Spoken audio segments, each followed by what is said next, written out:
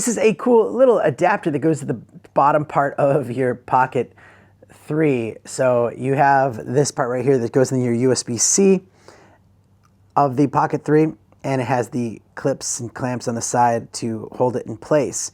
This also gives you access to another USB-C port there. If you want to, hook it in for data or power, you can use that.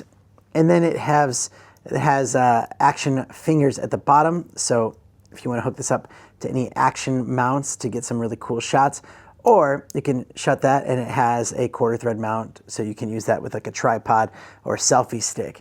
So it just helps expand that base, giving you more options for mounts and even extra, power, or how you would want to use that USB-C. So it works great, but also it's high quality. It's like an aluminum alloy. You can feel it in your hands. It's not like a cheap plastic or anything like that.